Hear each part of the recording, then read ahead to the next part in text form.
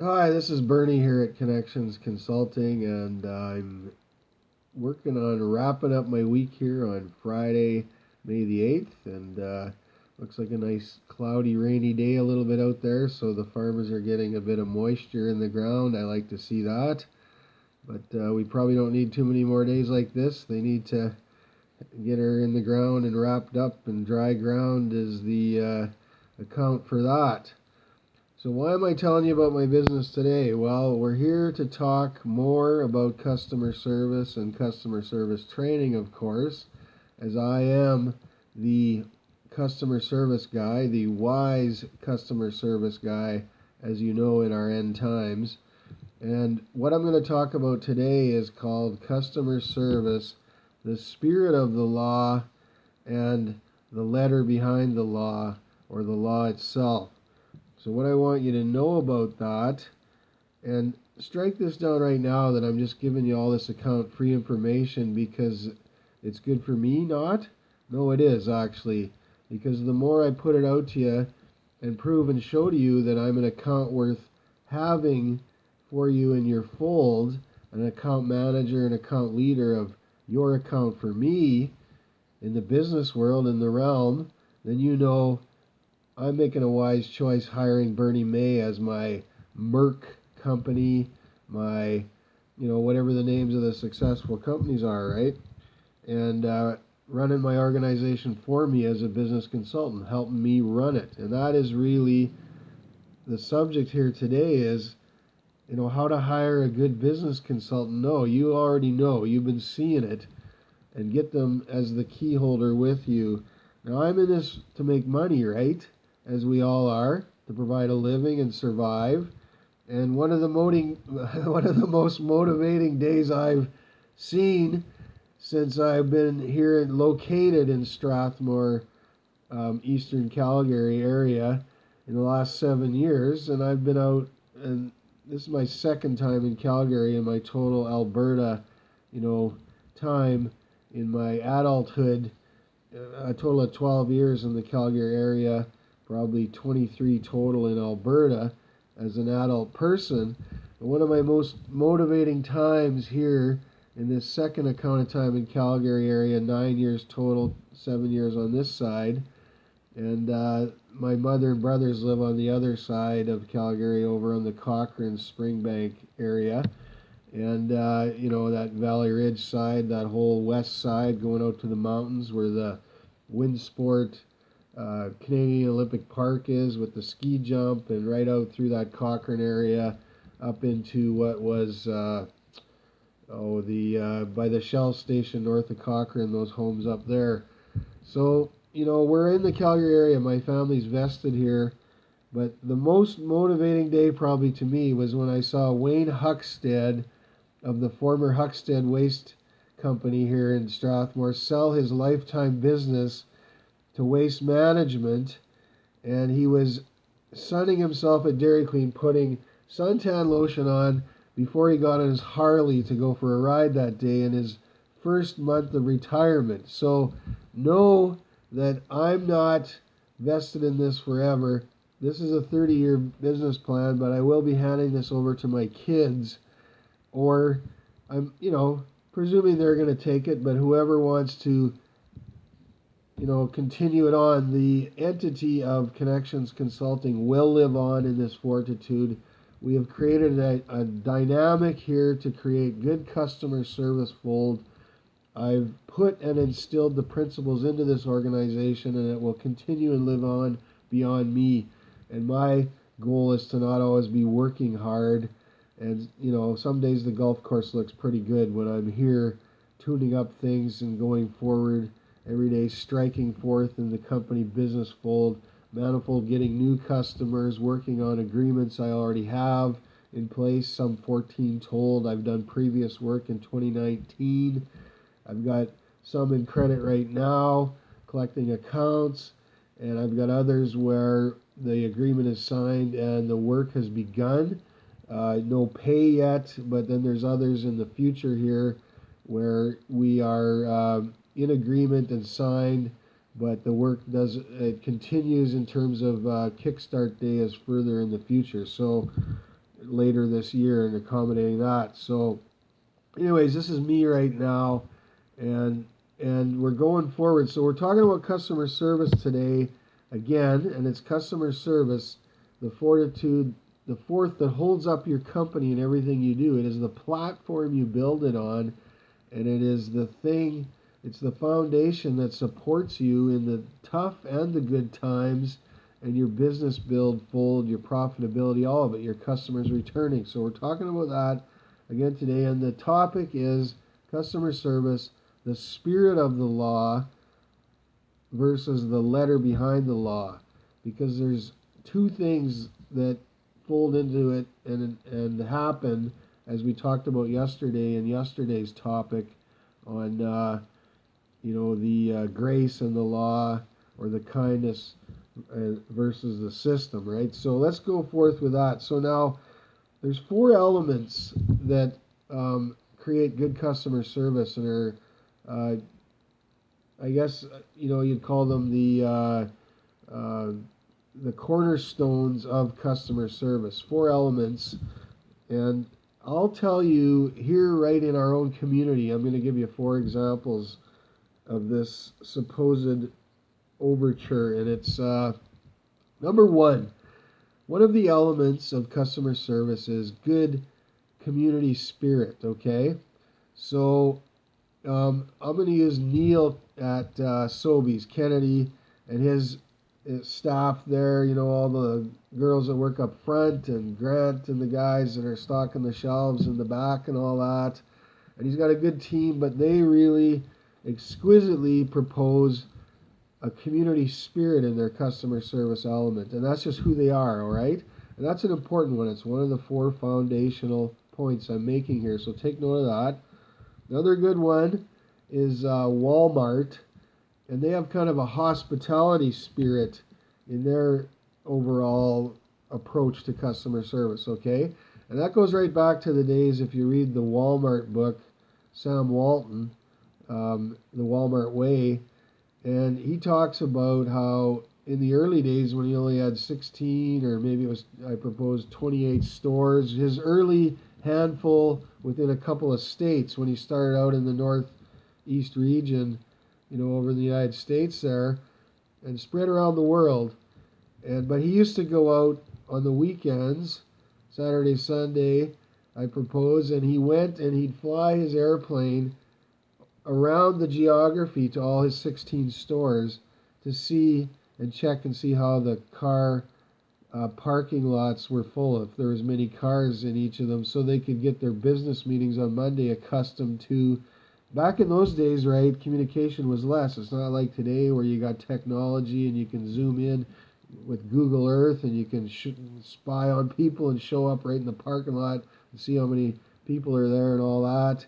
And through cameras in stores and phones and iPads and all kinds of stuff, we're technically connected, right? Well, then it wasn't. So he'd hop in his own personal Cessna plane, probably with one of his sons or his employee vice presidents and stuff, and he'd go and he'd check his stores so they could be ready for Monday to know what to do and figure out why they were down in traffic, in total customerhood. So that is a hospitality, as if that isn't a hospitality spirit right there, speaking to you about what he did in those days to check and make sure he was given that good equivalent of proposed customer service in the Walmart way. So that was then, okay? Now I'm talking about Bernie May and his connection consulting approach, and I'm using a few examples. Another one here is Canadian Tire, I suppose, and they have a family approach to their way, okay? And in family, family's not about exchange where it's tit for tat, this for that, I'll do this if you do that. Family's just good, no matter how you strike it. It's just good, right? It's just family. And that's the way it is at Canadian Tire. That's the way they treat you, right from Andrew and his team back in the auto parts. And it kind of fans out across the whole store over to the gals in the dry goods, the paint guys, and then up front in the customer service desk and the tills as you check out, and the garden guys out front getting your lawn and garden seed. And that's just who they are. It's a family approach. It's right in their corporation. from the nutshell beginning back in the 1920s in Toronto from the Bills family. So those are, and then, so that's three. So the fourth one, and another example right in here in town is me, the Connections Consulting Organization, is the teach up approach. So if you have a teach up approach to your customers where you're teaching them up, holding them up, lifting them up with good technical information about your variety of goods and products and services, you will win also in the business world, in the product knowledge and the customer service, passing that on to your customers and the fortitude of things. So those are four, and they're not just examples, those are the four cornerstones of customer service success elements. If you have all of those, you will succeed. So family in a good organization, a spirit of family; community, a spirit of community in another good organization; hospitality over at Walmart I was mentioning; and then me, the teach up. If you're doing any one or all or more of those four things, that is a great, awesome culture to have, and it works. So we'll go from there. Now let's shift over to the next part, and that's about, the spirit of the law versus the letter or the law itself. Now, we were talking yesterday about the ancient Israelites and how they were given the law in order to have direction. And I was proposing to you it's like having a system in your business, a protocol structure or an approach to do things. 1, 2, 3, kind of, this is what I got to do in my checklist, versus the kindness in your own person and how you handle people and treat them right in the customerhood of things, right? And you need both, and they're opposite sides of the same coin. They're not the same thing. As I was mentioning, some preachers in the world of preaching on the internet and stuff, and inspirational messages you can access, and you think you're finding truth and good ways, and it's in the business world and in the sermon ethical world of preaching and inspiration too, but there's mix-ups and falsehoods because people don't always understand the proper way, and they interpret things wrong. And part of the reason is they dummy it down. It's not necessarily that they don't want you to know, they just don't know. They're not good at it. They shouldn't even be working in that job, some of these people. They've inherited a position from their dad because their dad was a preacher and he had 4 sons or something. Like, I was in a family of 4 sons. We all ended up in corporate business and businesses of our own, but not all of us. Only one of us took the actual trade, the technical trade, on of our dad in the agriculture, agrarian side or sector, and that was me. So the thing is finding your right fit in a job you do well at, and they don't always. Some of these churches, organizations, their dad ran an organization and maybe they understood some elements of that, but they shouldn't have ended up in a preaching technical role. They should have went off and started up an opera, an orchestra organization for the Philharmonic Opera, or working for the city or government, or I suppose, or something, right? They should have done something else. There's one preacher I just heard the other day talking about Amazing Grace of God. He should have maybe got a job running a 7-Eleven or something. Like, people don't know because they just, out of fear, took a job they shouldn't have had instead of trying to find the right job for them. And, it doesn't mean you don't work. I mean, take any work, and it's good work, until you get the right job according to the natural skills and gifts and abilities you have in anything, right? And most people, I believe, have done that. But where it shows up sometimes and it hurts people the worst, and I'm equivocally showing you this from the Good Samaritan side of my company as well as the business training side, on the body, mind, spirit, spiritual domain of how to run our life properly, our personal life too, and those quotients work in the business world as well. But some of those, where it hurts the worst is in the spiritual world, and I'm talking the Christian domain here because I'm Christian, and these people have the most potential to hurt other people than even business leaders or anybody, because when you're combining God with the element of business or the rest of our lives, and people look way up to this majesty of control and power and all godliness, and somehow they're getting wrong information, and their lives can become very twisted and hurt because of it. So any of these guys that ended up in jobs they're not supposed to be, and now they're telling the world all these lies when it's supposed to be truth, and you know, it's just not good, because then people go away thinking, well, that guy said that, and he's a church leader, and he's got 100,000 followers. They come to his building every weekend, 20,000 of them or whatever, and it's just not good. So make sure you check it out, because, and why I'm saying this is the worst atrocity there is of any potential human wrongness and ethical weirdness, is what happened, who killed Jesus when you go back in history? It was religious authorities who did not understand the message of God coming to them in his own son. And it was religious people that killed Jesus. Not, and I'm not sticking up for bad thieves and things either, but it wasn't the worst tyrants of society that killed Jesus. It was religious people who were twisted in their form and their approach and their understanding. So if you have someone you're following, and check things out, make sure, double check it against the right source, and the one and only source is the scriptural Bible that has the truth of history as God equated to man in his 7,463 promises, or whatever it is. It's somewhere in that range that God made to mankind for his our better living in society and life, our overall better well-being. So check it out. Now, the reason the law is there is to guide us what to do, because we don't always, people don't always know, do I hear God? Am I hearing him? Am I supposed to be doing this? And they get their own gut instinct twisted around, and, so it's for guidance. And that's why systems and protocols in a company have that for us too, right?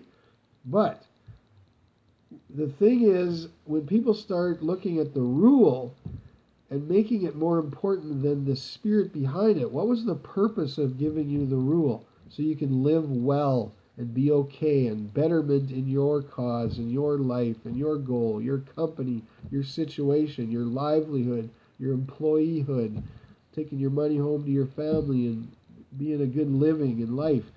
Well, if that cause gets down to the level of the rule is the most important thing. We're in COVID times here right now, and you see people dwelling in it like it's the be-all, end-all. It's meant to protect your personhood, these rules that are set up around us in society. If you walk into a business or a grocery store or wherever, and it's very legalistic and it's more ruthless than the person you're trying to protect, the client or the employee, then there's no cause in it. So what I'm saying to you in this point is this. These four elements of customer service: family, community, the spirit behind hospitality, and the spirit of teach-up.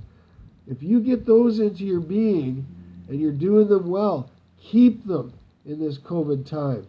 Don't let the rule of COVID and all this stuff bog you down to the point of demise, where you're running your store, your existence, or dwelling in it, accommodating that, and then your personhood starts to demean not only you, but other people, and your success will go out the door.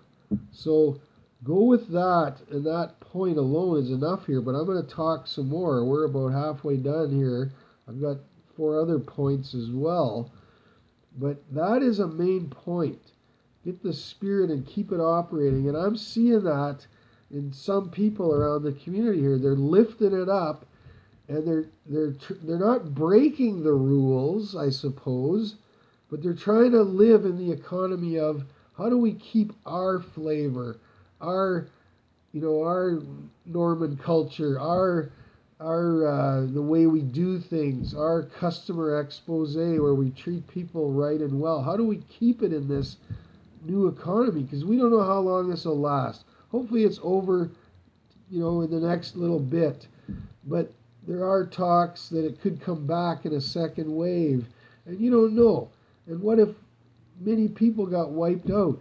Well, whatever. We have to try to accommodate our success and our means in a way, no matter what our environment or our circumstance says. So that's my point there. That's my only point on the rule of the law versus your way of, not your structure, but your way of expressing it in your structure and being kind to people and, working well with them and creating your multi-year plan to happen in an environment that if you just all you do is look at the law and that becomes the most important thing, the rule, it's going to go right down to the demise for everybody. So the people that are doing it well with those good godly principles I've said, the systems of the world will fall. The godly systems that businesses out there are showing and doing well, keep rising up in it. You know why you're succeeding today, and you are, and keep doing it. Now, I'm going on to the next point, and that is, I think of Canadian Tire, for example. I was just there yesterday and bought some things for my life, goods and whatever, and, jug of oil and another container thing that I needed for here, for my house and vehicle and stuff. And, they are in business a long time now. It's almost 100 years, actually. And I remember my first Canadian Tire experience when I was a teenager. I bought an old wreck of a car. You may have seen it. It was in good shape. I bought it off my dad. And it was when I was 16. And it was an old car when I bought it already. But, when you're young, you need cheap. Unless you're in an economy today where your parent hands you a car or something. And some do. And I won't equate that anyway. I'll just say I earned my car. I was afforded the opportunity and price to pay for it because there was a cost to me. I had to earn some money through my early jobs, being a paper boy at age 12, at age 14 starting to work on a farm, driving grain trucks for farmers and field work, pouring cement and harvesting and all kinds of stuff. And then at age 16 and on, building grain bins for my father in the summer times through the remainder of my teenage years. So I earned, and it was an opportunity to learn the value of money to purchase my first car. Well, older cars break down. Now, we lived in Landis, and that, we might have made it to Saskatoon in our teenage years once or twice a year. That was an outing for our family to go shopping. Only 80 minutes down the road. We didn't travel much in those days like we do now, right? And I'm not talking a long time ago. I'm not a real old guy. I'm above 40. Big deal. So I got probably the energy of some 20-year-olds or better, So don't equate. I'm saying it. So anyways, I go into my first year of university, take off in my 1972 green Merc, and away we go. Well, I get in there, and I've barely started classes. The snow's falling in late fall, and my brakes fail on my car, and I need new brake pads and shoes. Well, where do I go?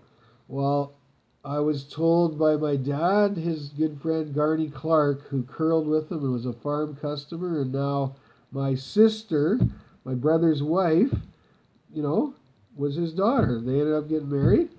Family, friends. Good family. Good friends and stuff. And he said to my dad, tell Bernie to go into that Canadian Tire. It's got everything. It's got sporting goods. I really like it. It's got auto parts. And I went in there, and I felt like that day, and I was only 17, I suppose. I felt like I found a piece of the small town I was born and raised in, or in small community, raised in, and the one I was born in was a different town, but probably same feel out in that west central Ontario, Kindersley, Etonia country, Marengo area, Etonia and all that. But I felt like I found a piece of a small town right within the big city, and I felt I sort of felt at home. I went in, and in that, you know, I found all this good stuff, other things. I'd never seen anything like it, and it was a good experience. And, you know, there's like, yeah, stuff. All this good stuff, sporting goods and camping, and rah, I'm home. It was family, and that was the attitude I was treated with, and I've liked it ever since. And I've always went back and often wherever I've lived, in Red Deer, Cochrane, and here, and up in Wetaskiwin. I would have went to the nearest one, and Trochu was in Red Deer as I moved around for my work. Davidson into Saskatoon more. So there. And you know, it's kind of, I felt like it was a heritage, you know, just like Hockey Night in Canada. Canadian Tire. It was part of who we are. Canada. Okay? So good. Go from there with that. Now, you know, what's important in a business? Let's move on to part 2 here. What's important in business is you think about your social equity in the home you live in now as your workplace too, right? It becomes your home in a way. You're with these people all the time, as much and often even sometimes more than your family life at home. No, it's probably a good split when you add up all the hours and the things you do, but you know, daytime versus evenings and weekends and all that. And so this is your social life too, and so you try to get along with people and know each other a bit, right? And if you take the Canadian Tire approach, you are sort of a family, right, with each other, but that's how they treat customers. So you're in there, and you're doing something, and so it's like you're a powerboat trying to drive across the ocean or the sea for a cause you're in, to sell these goods and products and services, I suppose. But what's driving the boat? What's driving the boat? The motor. And what's the power in the motor? That's all your staff and your team and everybody. Well, that thing has to be powered up every day, thinking the right cause, purporting the right purpose, doing the right things, yet in a teamwork structure, getting along, sorting out problems when they come up, and all that. Well, in every structure, in all the parts of the motor, you know the solenoid starts the spark plugs that makes the engine fire up and get going every day, right? Well, I would say to you, and every economy has this, but you got to figure out who it is. You go into Canadian Tire, those guys down at that end, the auto parts guys, Andrew and his team, are the solenoid, and they get it going. They get the hum and the drum happening, and it spreads out over the whole store. And then everybody else starts to feel equated to, yeah, we're going to do this again today. We can do it. And that's the cause. The ladies, the guys out in the garden seat. And it's just a natural motivating factor. People are like this. And in every environment, you need those kind of people. But there's usually someone in the element of it that is. So, you know, figure out who it is in your team and check in with each other and get going. So then the motor starts running, and away you go doing your business, and you do it well, I suppose, and all that, and away it goes.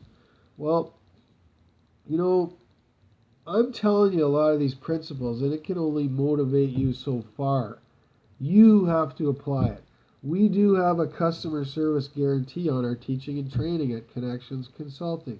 I purport to you, if you have not gained 23% minimum in your market in terms of your overall outcomes that you want to propose by sending to your people to training. It might just be productivity.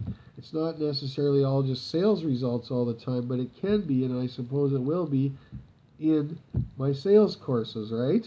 But there's leadership, and this is customer service training, and then we have a purpose fortitude over in another element. I'll be telling you about that in the morrow sometime, probably next week or month, whatever. So we give a guarantee, and I've created double, and I say some people will create double, but we guarantee that you will have a minimum 23% gain in your productivity and the satisfaction you see in the outcomes of your teams and how you do stuff. And managers, I'm talking to you specifically, but I want your teams to hear this too. So what we do is, if you feel in a certain length of time that we propose to you and we agree in the sign-off as we do business, that you haven't achieved that, we bring you back and run you through the training free again. And we'll want to look at some of the performance reviews of the employee to make sure this wasn't a problem employee or whatever the case might be. But we'll work with you because we know this works. And we're going to see you through the problem, whatever it is. And it's not going to be in our training and teaching approach because we've done this through our entire career and purported double. But the point is, what it comes down to you to make it happen as a person, an employee, an individual, a manager, a support team staff, and an overall organization. It comes down to you to make it happen. So you can hear all this motivation and these teaching principles from modern day innovation and ancient principles derived into all this that come out of our company to you. But if you don't apply them and make them happen, I mean, how you do is up to you. And if you don't, it's not going to work. So you can hear me and motivate and teach, but if it's up to you to get your motor running and humming and driving each day. So that's my point. So this is only, I'll give you an example. It's like when I go to, one of the reasons I love and like going to my mother's church to visit her once in a while, and all her team of people and the people that work with her and the volunteer organizations and parts of the church that reaches the community, and there's a soup kitchen and all this. And it's good. And I love to go just visit with the people, sit down with the older ladies her age, and some of the men come join, and I talk to the reverend there once in a while, and the people serving the food, and it's enjoyable. And we rarely talk about spiritual things other than when you go to the Sunday service, but sometimes we do. Sometimes we talk about it, and often I'm the one that brings it up in a motivating cause. You need to hear it at certain times to thrive the spirit, keep it running, keep it humming.